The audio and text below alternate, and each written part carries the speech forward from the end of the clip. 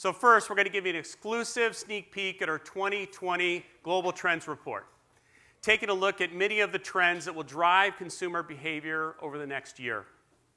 Then I'll be joined by some industry leaders for a panel discussion for the future of the insights industry.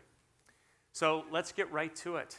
We're privileged today to be part of the debut of Dynata's 2020 Global Trends Report. You've all received a copy of the report, which was on your seats when you came back from break. And we'd like to give you a preview of some of the key findings in this report. To do so, I'm proud to introduce someone who was named one of the 20 researchers you should know by Research Magazine, Dynata's Vice President of Knowledge Management, Jackie Lorch.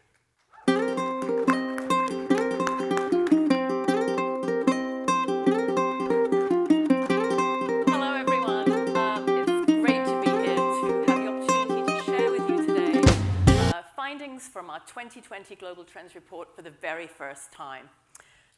So why did we decide to embark on this project of studying trends in this way?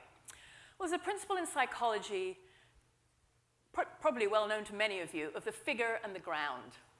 And as researchers, we're very often focusing on the figure, the who, what, when, where, the immediate data that we gather about people that helps us to derive insights.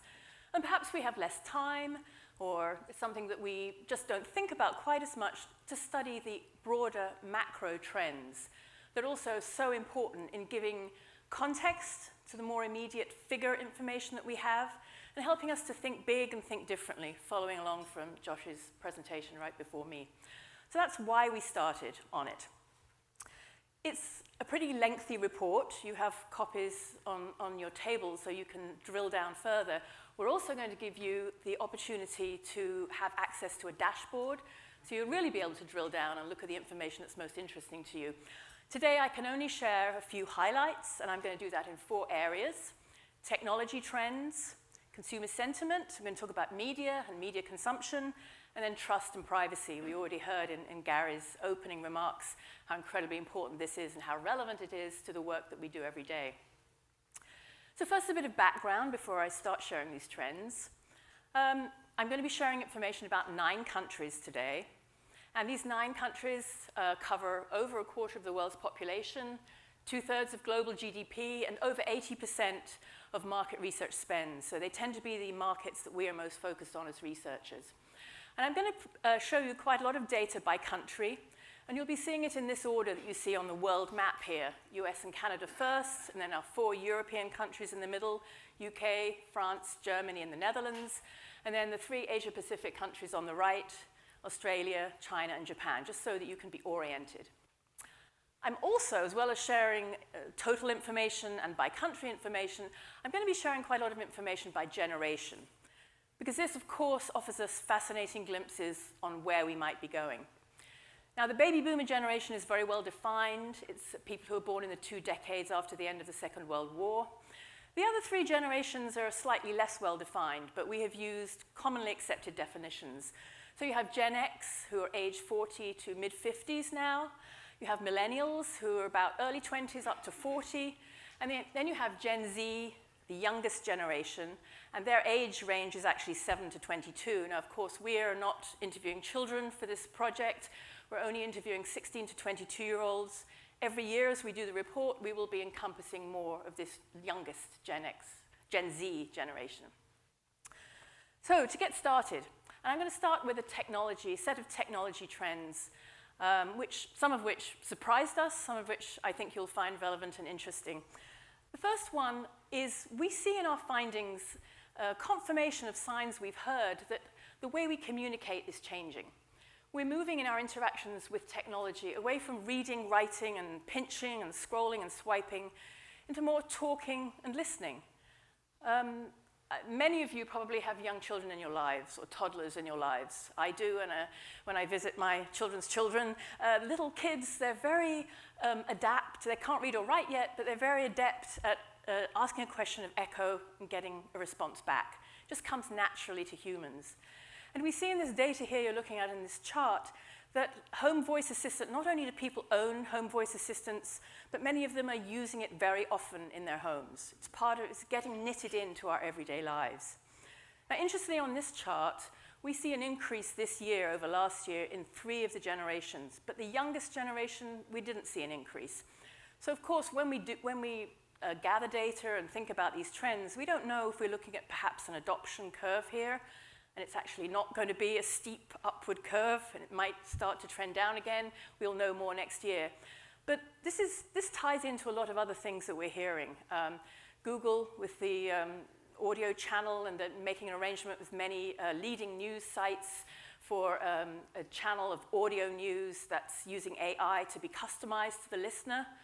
That's something we hear. We hear much more about podcasting as being important in marketing. I was reading an article in Editor and Publisher about that podcasting, because people want to hear, they want to listen, rather than reading and writing.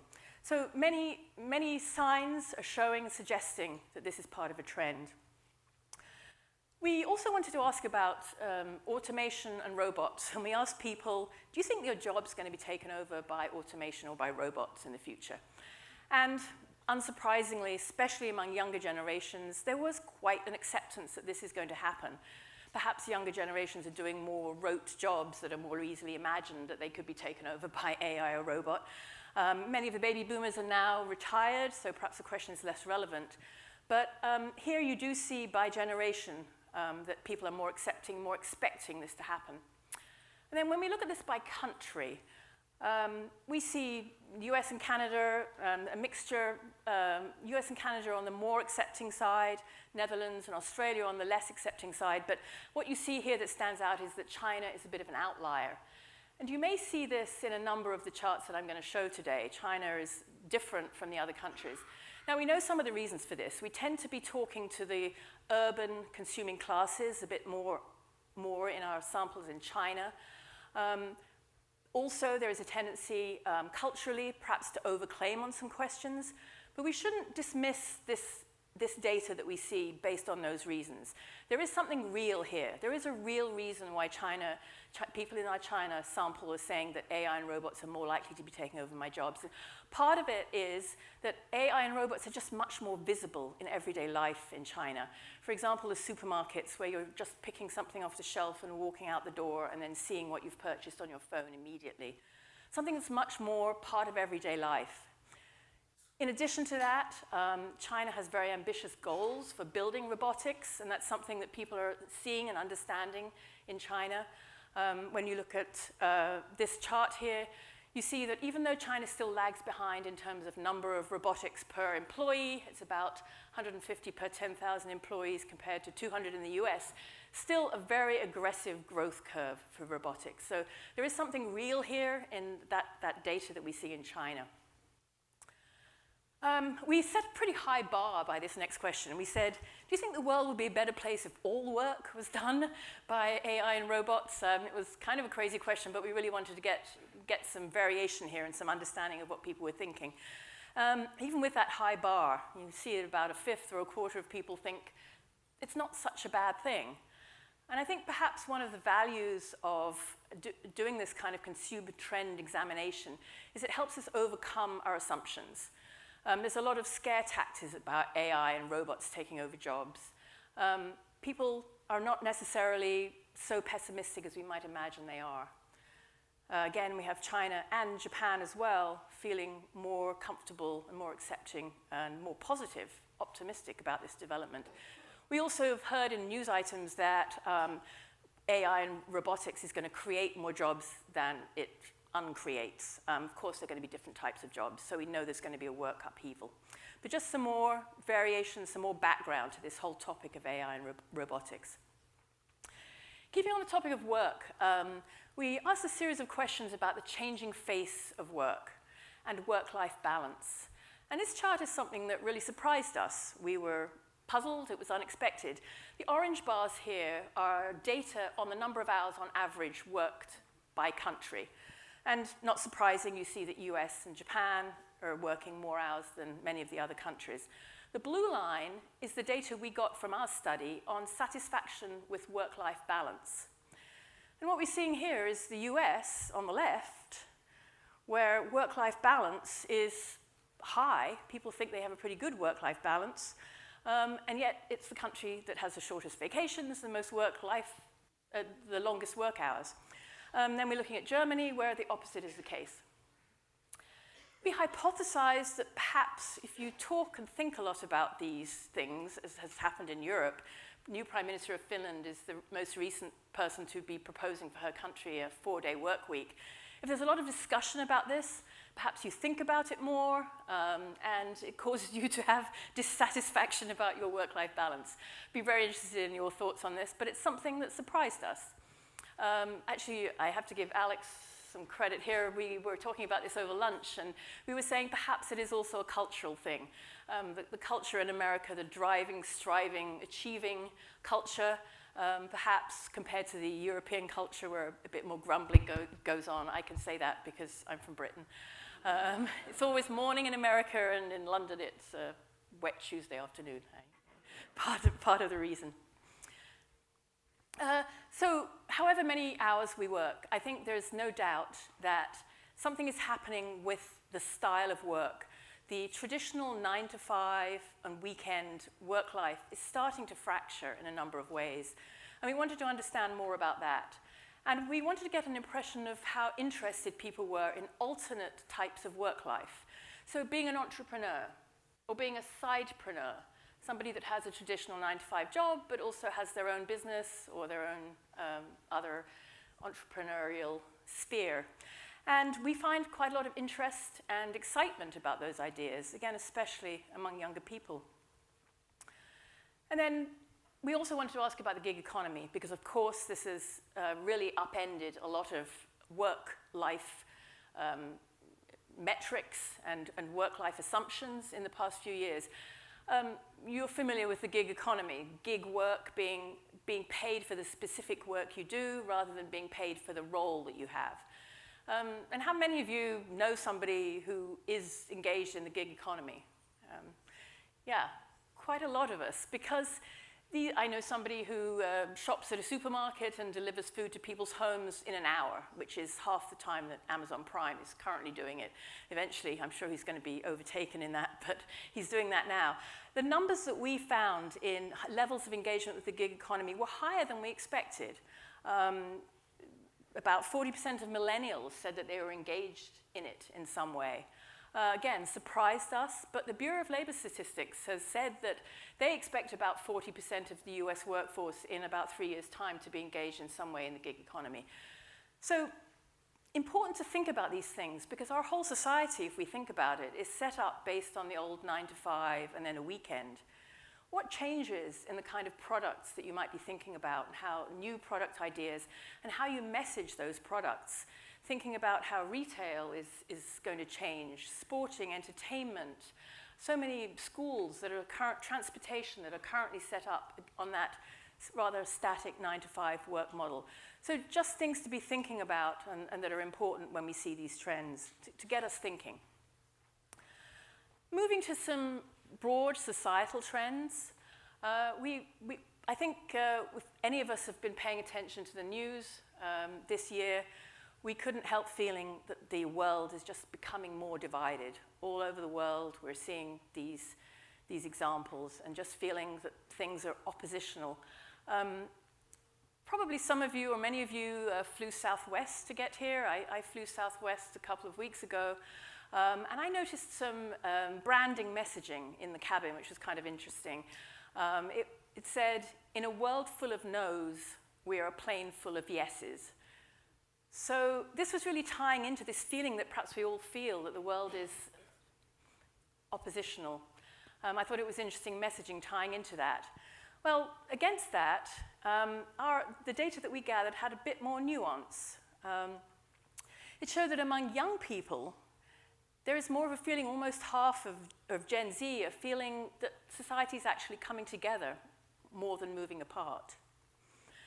You've got the grumpy baby boomers on the left there who are not only more sure of their position, but very few of them think that the world is coming together. When you look at this by country, it is interesting. The dark blue bar is last year and the light blue bar is this year. In every country, fewer people are feeling that society is more divided. So a more hopeful trend. Fewer people feeling that society is more divided. So more nuanced than what we might feel just in our own experience. There is one exception here, which you may have spotted, which is the UK. And if we think about what's happened in the UK over the past year, and I'm not talking about fights in the royal family, it's not surprising that perhaps in the UK there is a feeling that society is becoming more divided. It'll be very interesting to see what happens next year when the UK is finally out of Europe, and to see whether, again, the country feels as if they are coming together more. But how might we think about this when we're thinking about marketing messaging again? That there is a lot more hope and optimism amongst younger people. And we wanted to ask about optimism, and here we're asking about it in a different way. We're saying, what's going to happen in 5 years' time? And we're looking at, on the left here, is the world going to be better? And we're looking at this by generation, from the baby boomers on the left to Gen Z on the right. And then we moved further away. Is your life going to be better in 5 years' time? And are your finances going to be better in 5 years' time? Probably not surprising that, especially on the finance side, younger people are going to believe that their lives are going to be better in 5 years' time. They're just starting out in their careers. So the optimism of youth is interesting. But it's also interesting the difference in the types of spheres that we asked about. And this echoes the work of Professor Tali Sharot, who's at University College London, and she's published a book called The Optimism Bias, where she has found that humans are sort of irrationally optimistic. They are less likely to think something bad's going to happen to them than the statistics would suggest, which I guess is a good thing that we are irrationally optimistic. But also, importantly, that people are much more optimistic about the sphere, the realm that they have control over. So here we see that people are more optimistic about their own lives and their finances, the two groups on the right here, and less optimistic about the world in general. So our findings play out what has been found here. So again, when we ask optimism, we have about optimism, which is so important to how people make decisions, purchasing, living their lives, changing jobs, traveling. It is so important to the work we do, how optimistic people feel, that we have to ask it, go down a level rather than just asking, are you optimistic? Optimism in different ways varies, and it varies by generation as well. So important things to think about when we're thinking about messaging and marketing. Climate change. Of course, this has dominated our social media discussion, our political discussion, our religious discussion even. Must have been one of the easiest decisions that Time magazine ever made to make Greta Thunberg their Person of the Year this year. It has just been everywhere. What we're finding in our results is that in spite of this onslaught of information, there is a persistent group of people who do not believe that climate change is a reality, and there hasn't been a change year on year. The vast majority do believe it, but there is this persistent bar of people who don't believe it. So it seems as if all the work, not only is it not moving minds, but in fact, people are kind of digging in their heels more on this issue.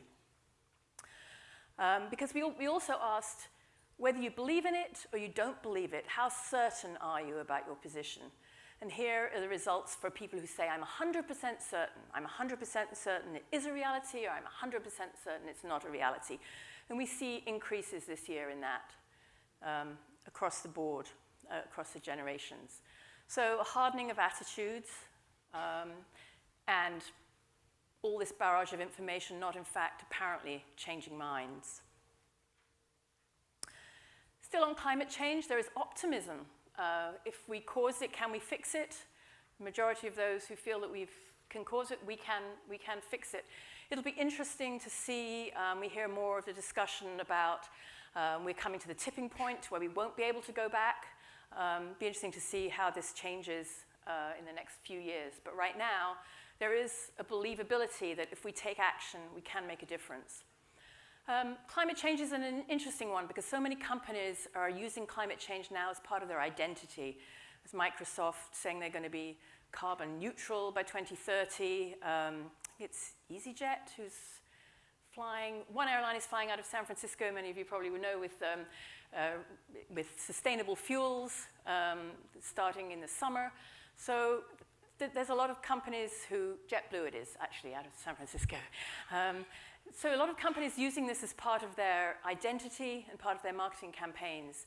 So important to understand how people are feeling at the receiving end of all this barrage of climate change information. Changing topics now from those broader societal trends into media diet and media consumption. And some really fascinating things here, things that surprise us and kind of amaze us. First of all, perhaps not so surprising and amazing, the North American media diet is the fattest. Americans just consume more of everything, including media, I guess. What I meant was every type of media. Followed by Canada, and then followed by China, and then European countries, and Japan, really at the right-hand side, with a slimmer media diet. But it's this next slide that I think is really fascinating. What you're looking at here is media diet by category, by country. Now, we asked about 4 different categories, and reading from the top, we have print media, then we have radio, then we have online, and then we have TV at the bottom. And the 2 columns are last year and this year. Not a lot of change between the two. But are you surprised how similar this is across so many different countries and cultures? We're consuming media. This is media by proportion. We're not talking about volume here, just by proportion, by type of media. We're consuming the same way worldwide. We are seeing some increases in TV and increases in social media by country, some variation, but overall not a great deal of change year on year. These tend to be slower moving trends. But it's the consistency that really was kind of made us sit up and was astonishing. Perhaps even more amazing, would you have expected that baby boomers and Gen Z would be consuming by proportion basically in the same way? You do see that Gen Z is consuming more online proportionately, but by proportion, again, kind of remarkable similarity and across country and by generation. So I think another thing when we gather these trends is that it really can make us overcome our assumptions and surprise us and make us rethink something we thought we knew for sure. Younger generations have fatter media diets. Now we're coming to volume, not type of media. And we know this. Perhaps we're surprised by how fat the media diets are.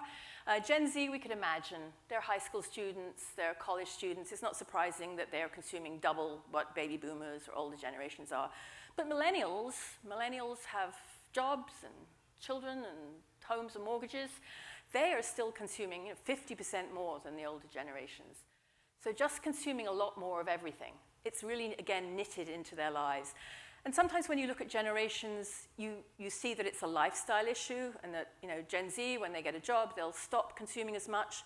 But here in this chart, I think we're seeing the future. We're seeing just more and more opportunities to consume media, more and more availability. It's not just in the evening, it's knitted throughout our lives. So looking at the future here, there's more to the story than what I've shared. There is more variation kind of under that high level of media type. And that's why we, as researchers and marketers, really have to go one level down to this new paradigm of media consumption. It's not enough to understand how much TV is my audience watching, but how are they consuming it?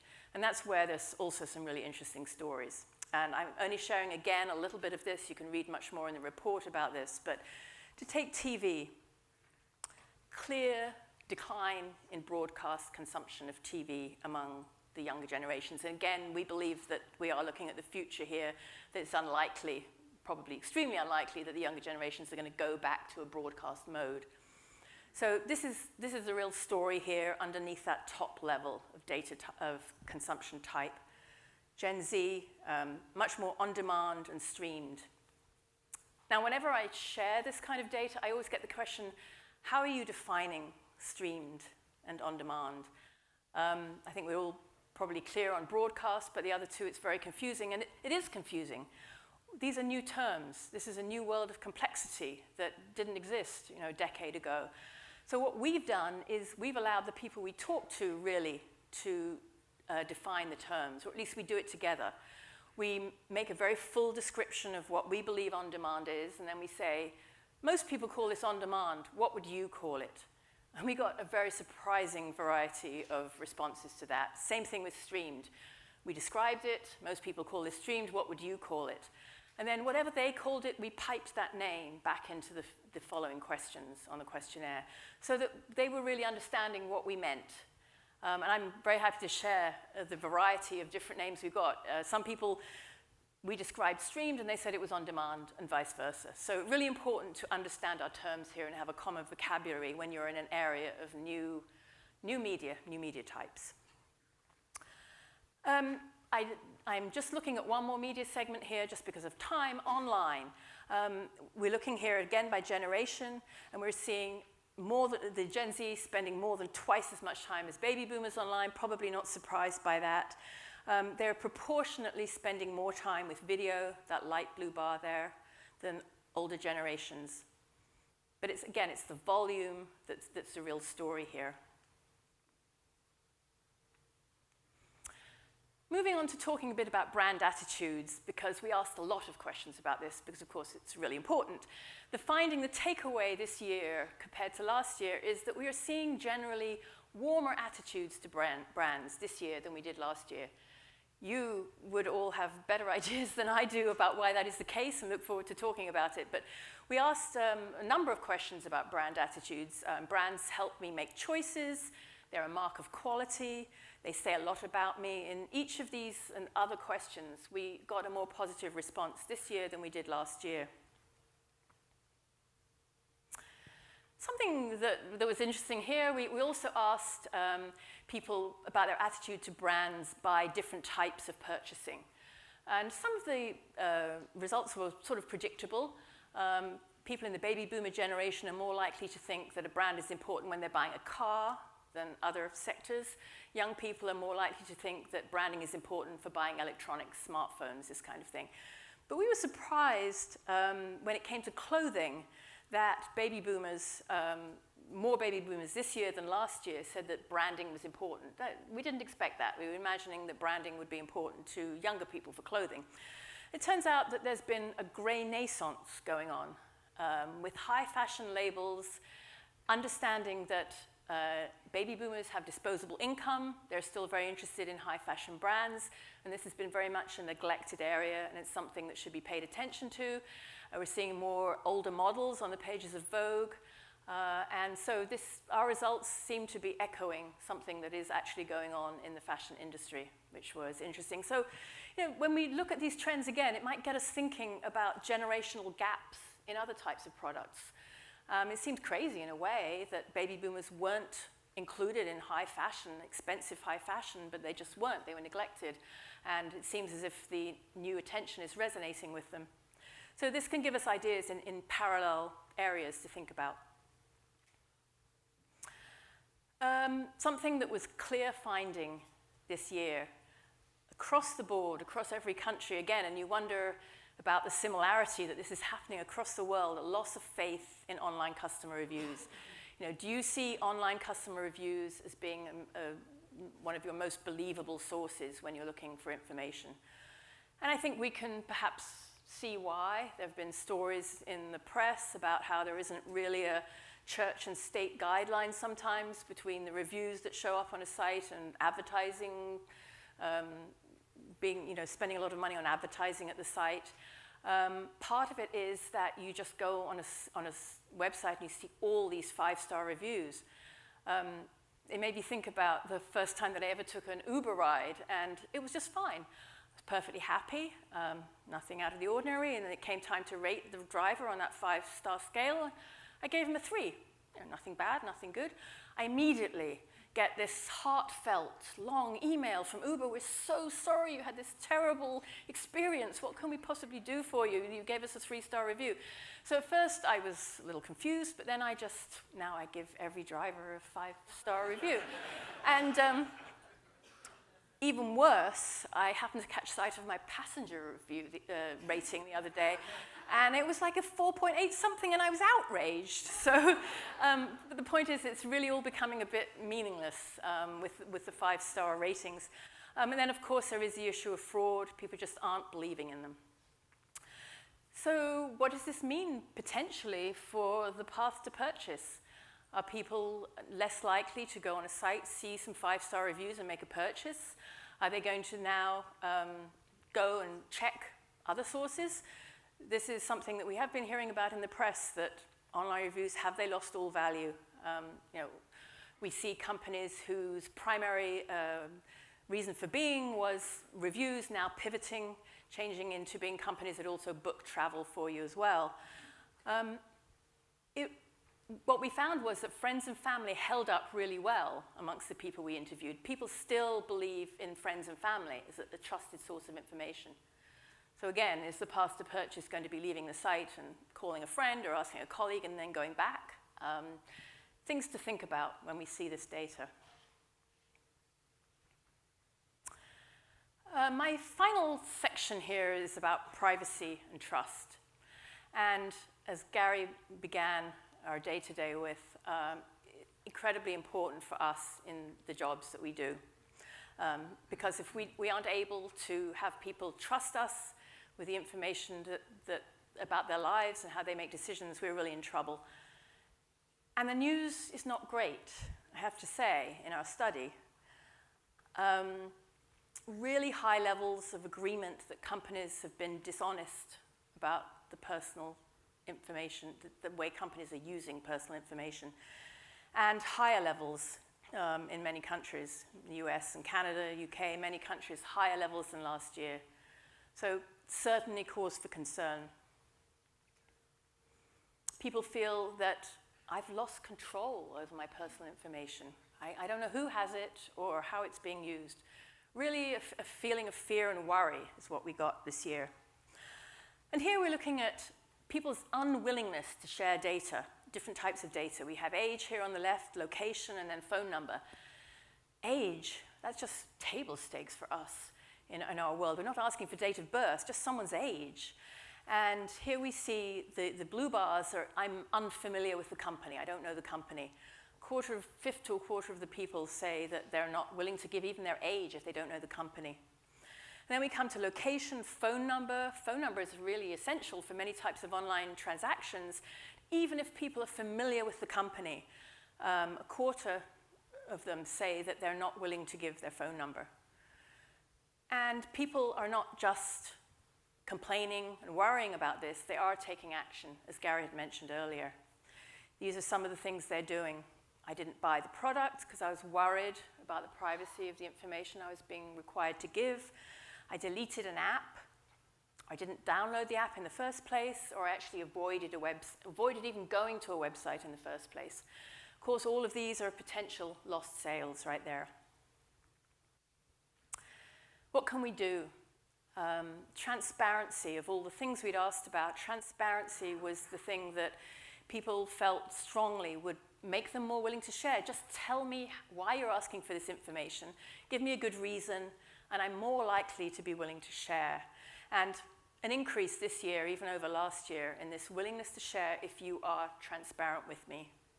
About half of people said that, just explain it to me in kind of simple language. So that is something we can do. Why are you asking me for my phone number or my age? Then it also forces us to think, well, do I really need to know the person's age for this particular reason, this particular contact that we're having? Perhaps I don't. We wanted to ask about the attention economy because this has been posited as a solution to this concern and worry. If people are selling their data, they would know who has it, and they might be able to make money from it.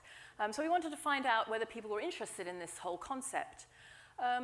This is extremely or very interested, a decent level of interest, especially among younger people.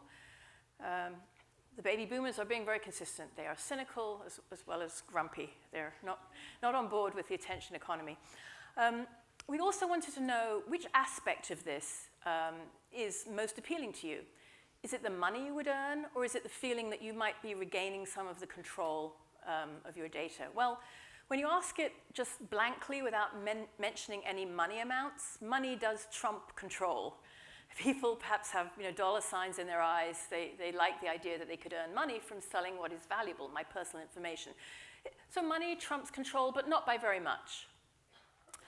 But having asked that question without mentioning any money amounts, we wanted to ask some specific amounts. And we started out on the left here with quite an ambitious amount. What if you could earn $1,000 a year from selling your personal data? Now, of course, we did calibrate this to the different countries. So it's $1,000 in the US and equivalent buying power in the other countries.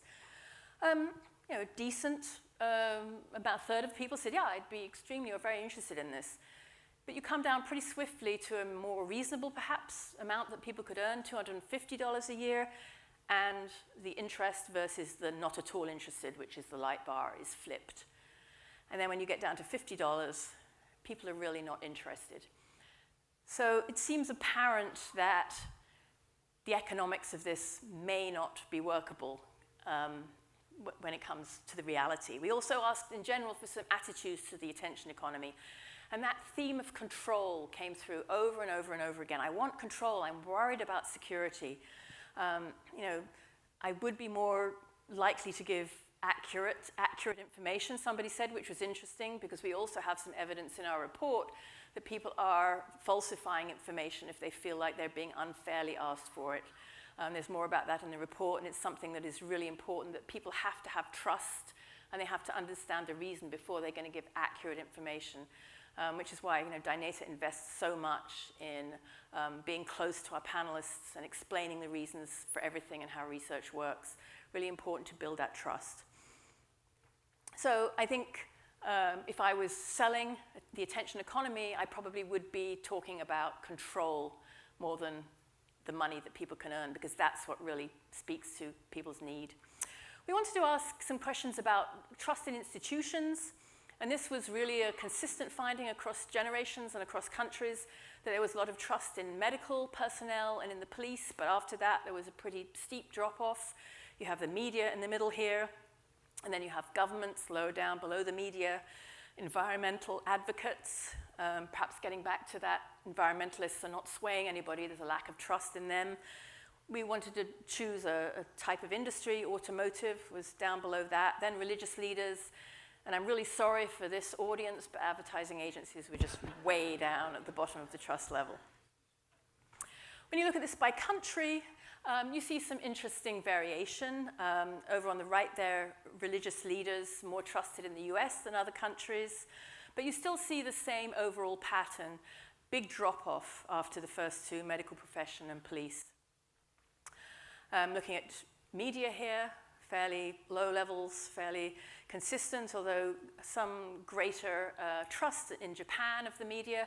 We didn't ask these trust questions in China, just in case you were wondering why that column is missing. We omitted these questions in China. Then there you go, trust in business. You see the yellow bar for automotive, some sort of national pride there. For Japan, there was a greater level of trust in automotive industry found there. We wanted to also ask about blockchain, because as has been said, this technology offers real promise to help us curate and care for and really secure individual data.